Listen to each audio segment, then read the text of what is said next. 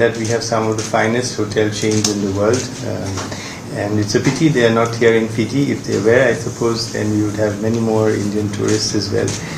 They have Indian hotels are in many places of the world, not just in our neighborhood, but as far away as in Egypt and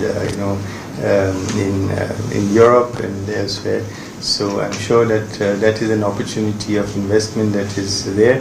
Our High Commissioner is here, of course. He will have many more ideas about investment opportunities from India. And as to people, he's the best person to brief you on if you have a question about that. But from what I know, as being Secretary East in the ministry, they do a lot in terms of scholarships, for example, for people to go and study or train in India in different areas, in traditional medicine, in promoting yoga, of course, you all know that. And the rest I will leave him to explain what they are doing. Thank you, sir. To add to what Secretary East mentioned about first the business opportunities, the investment opportunities rather, and then I'll go to the diaspora-centric initiatives.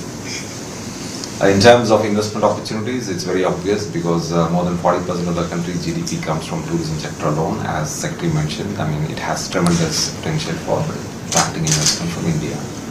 And we are aware of the requirement in terms of the capacity in the tourism sector.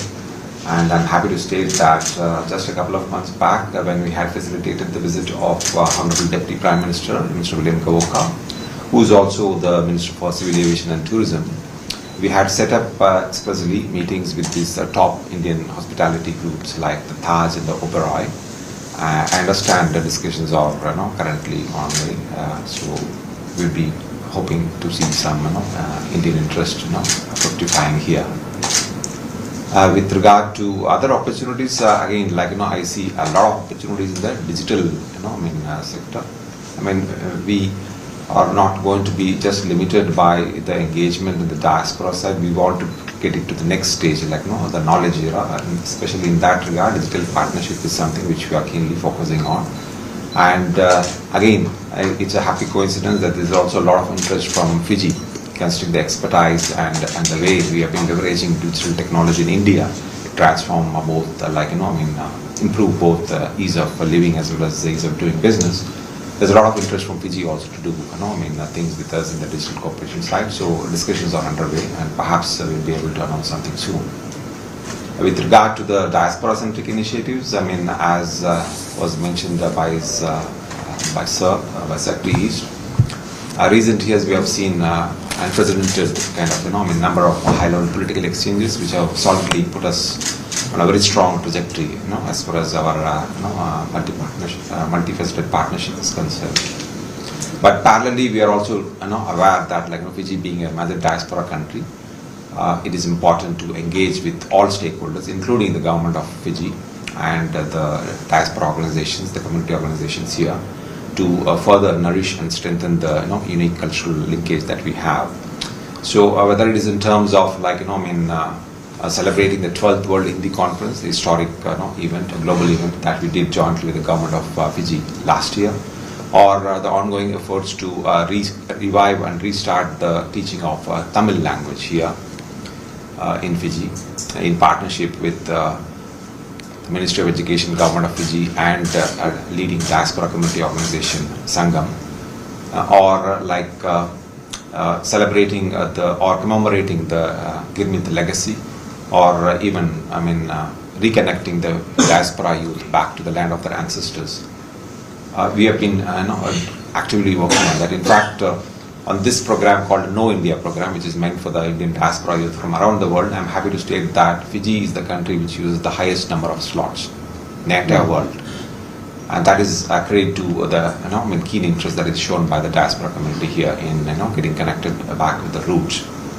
Also, we have the privilege of working with many other diaspora community organizations, and there are a number of opportunities which we have to engage with them and strengthen this linkage. For example, we were part of the historic centenary celebrations of the Samabala Gurudwara Sahib here, the oldest Gurudwara in the entire Pacific. and we will be shortly doing something with the centenary celebrations in the Howells Road Sangam Temple.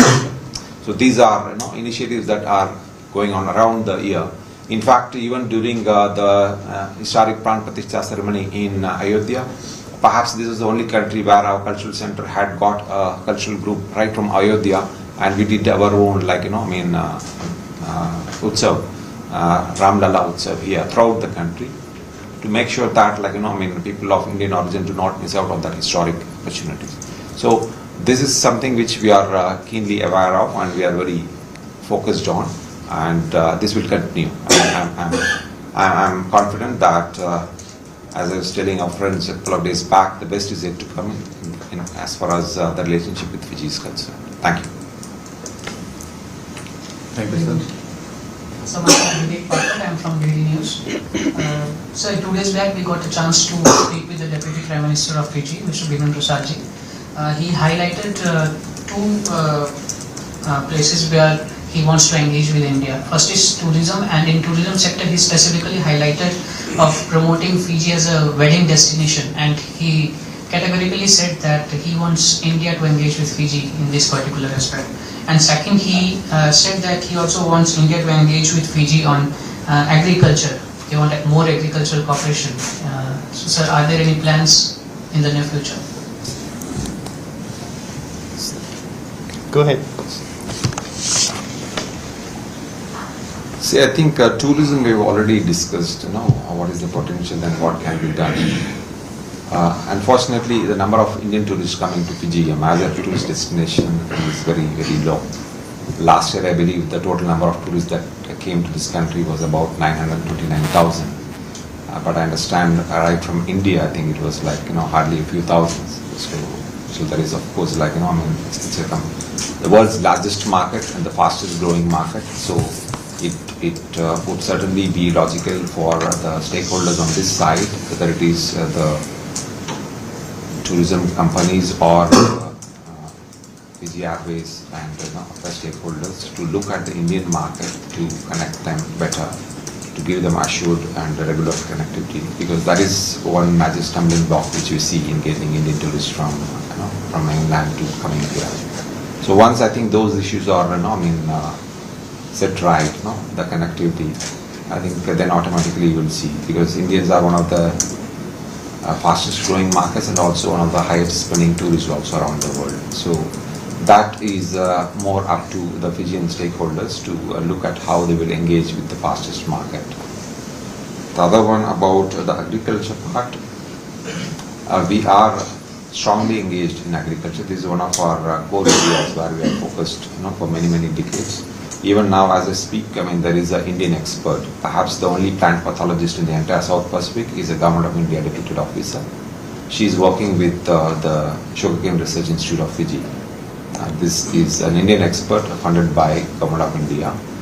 So there are a number of people like that. We had also just a month or two back sent a delegation of Fijian farmers to India to learn the best practices, to visit the research stations, and to see how best they can adapt the technology to further develop the agricultural sector here. But we remain open to doing more.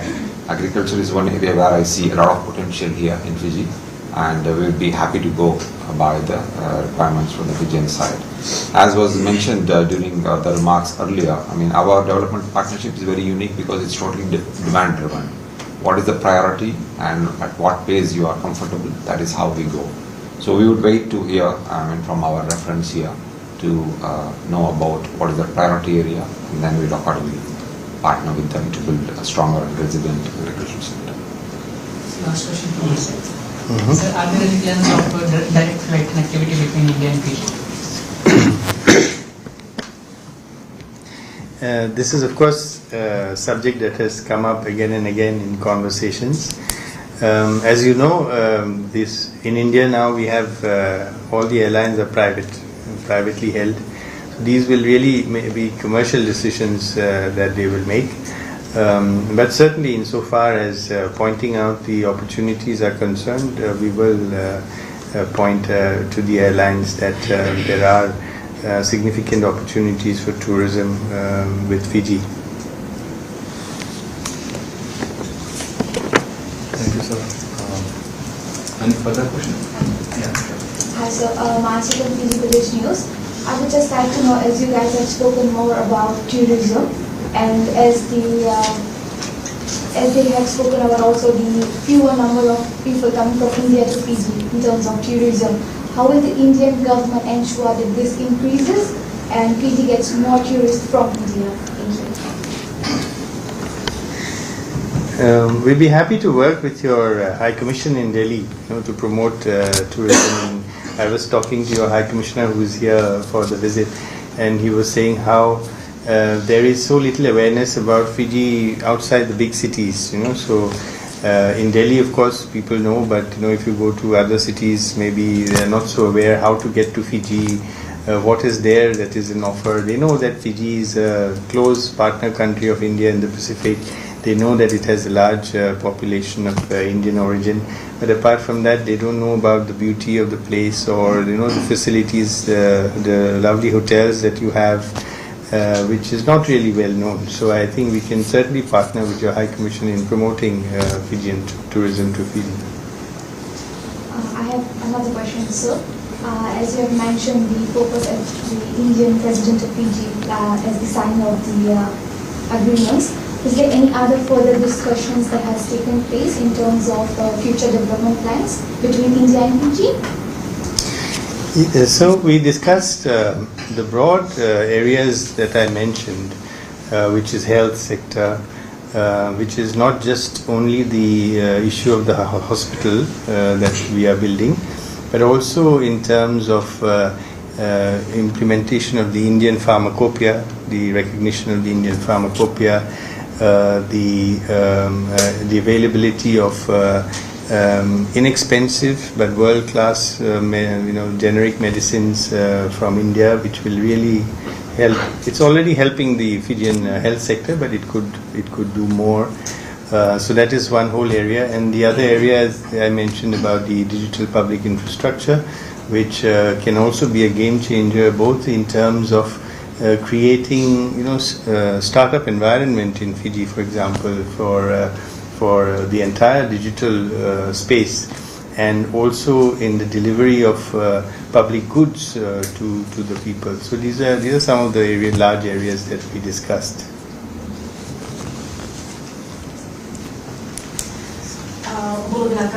My name is Tamneski, and I'm a reporter at the Fiji Times. My question is, Fiji is battling the drug crisis, and with this visit, is there any way, or will India be assisting Fiji in battling this issue of drugs in Fiji? And if you are, then how?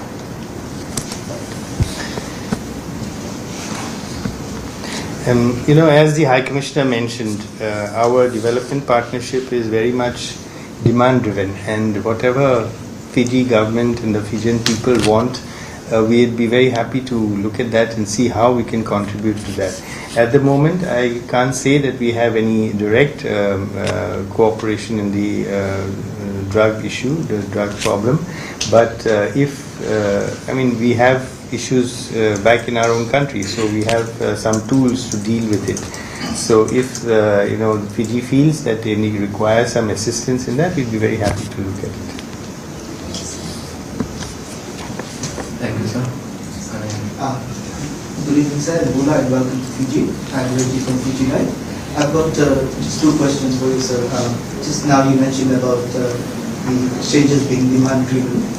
My first question would be around medical tourism, given that a high number of Fijians are traveling to India for treatments and all. How can this be further strengthened? And my second question would be around sports and cultural diplomacy between the two nations. I could give two examples, in particular the sports diplomacy bit that our greatest sevens player is now your national coach for sevens. And in terms of cultural exchange and diplomacy, we've had recent visits of Bollywood stars like Rapul Prince Singh and Jackie Bagnani, and then previously we had Ileana De Cruz, who came here as an ambassador. So just your thoughts and comments on this, please. As far as medical tourism is concerned, we have tried to make things easier for tourists. We have e-medical visas, so electronic medical visas are available. So that makes it much easier and a smoother process. You don't have to go in person. You arrive there and you get your visa stamped on your passport. So that is certainly something. And then there are large Indian hospital groups which have also come to Fiji to acquaint the people about what are the facilities that are available. In fact, just before I left, one large group also approached me to brief me about what they are doing in offering their services for medical tourists from Fiji.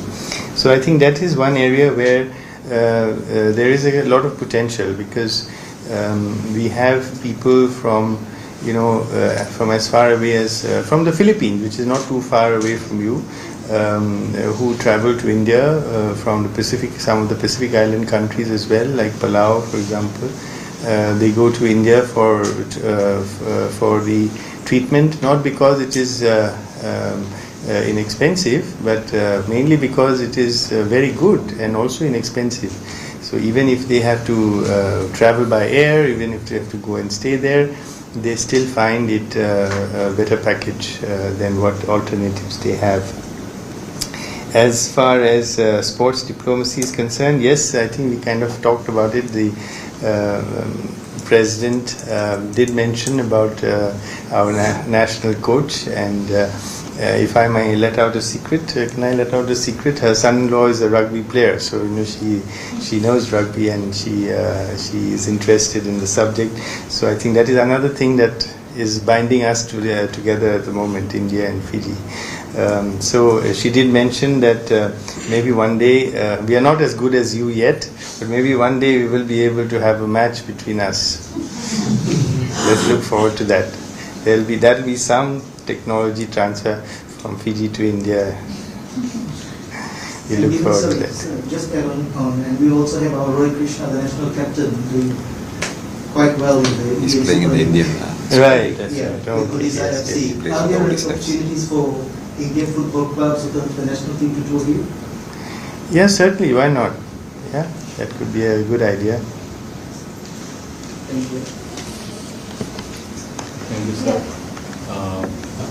Any further questions? Yeah, I think Yeah. Denisa from the Fijian Broadcasting Corporation. I know that India is highly looking into improving Fiji's tourism sector, but I guess it's only right to say that the Pacific economies are sort of drowning because of the impact of climate change. And I also noted that India was the third most polluted country in the world as of last year. The ranking the year before that, India was 8th. What is India doing to improve on its emission contribution, and also what other plans, what other things in place to subsidize for the impact it has on the Pacific and its people? Mm-hmm. So there are two kinds of things. Firstly, I would say that without hesitation that I think in India today we have one of the most ambitious clean energy and renewable energy programs in the world. We have a target of about 500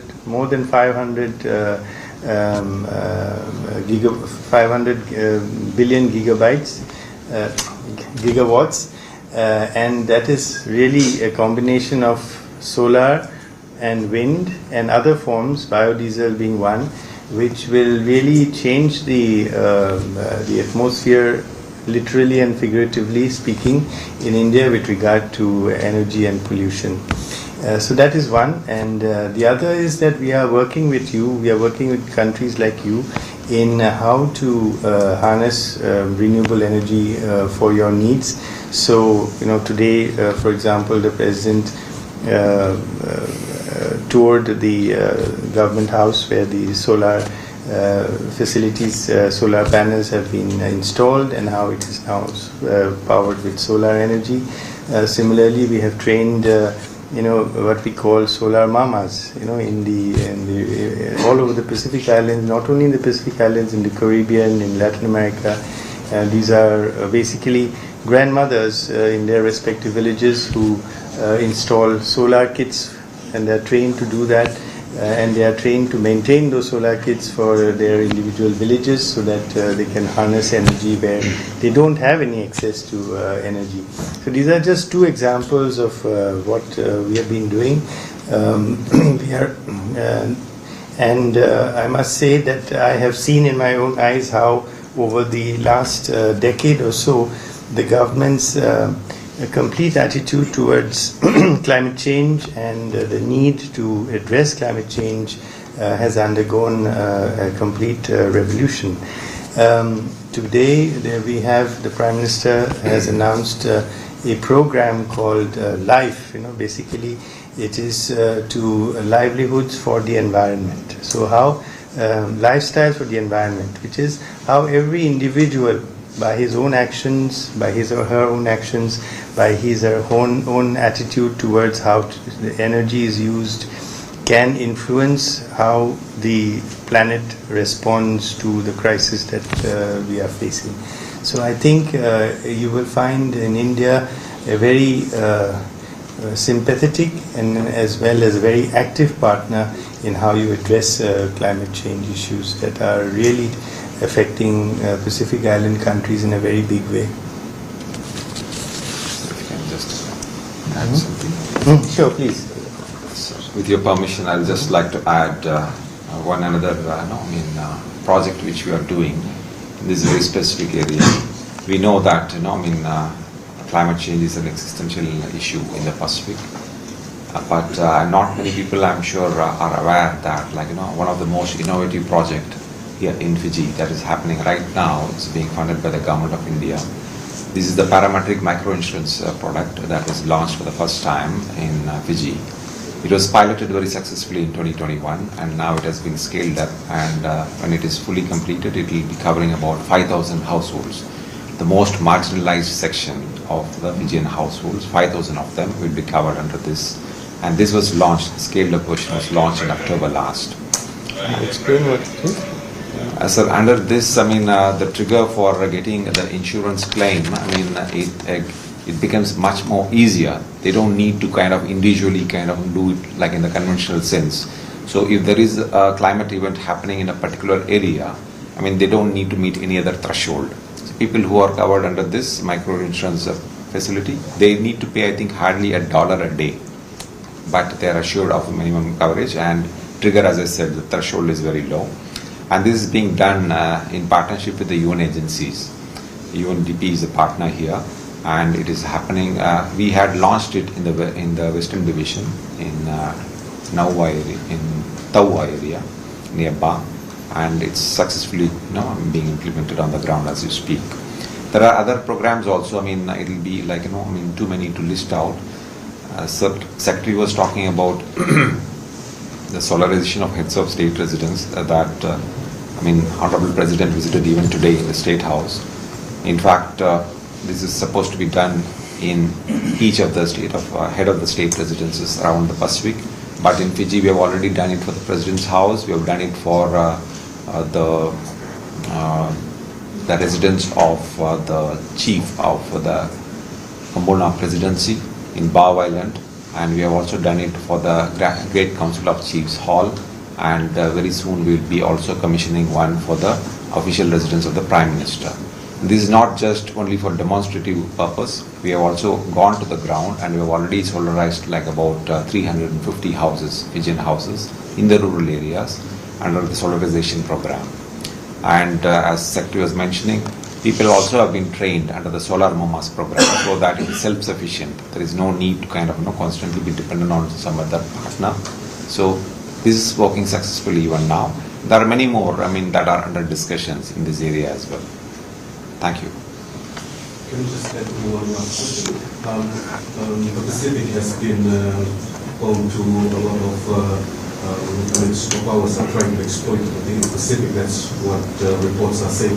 Maybe you can tell us what is the actual position of India in the Pacific. Well, I would prefer to keep this conversation about India and Fiji and India and the Pacific island countries. But since you've asked, let me just say that and what President has also conveyed, Rashtrapati ji has conveyed to the leadership in Fiji that India is always for a peaceful, stable, prosperous Pacific.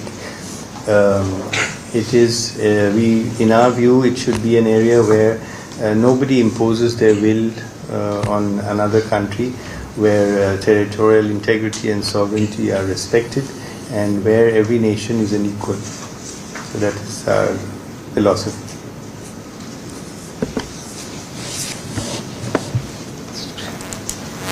Thank you, sir. As I see no more requests for questions, so sir, with your permission, now I conclude this special media briefing. Thank you, everyone. And this briefing is over. Thank you for your interest and all your questions. Thank you.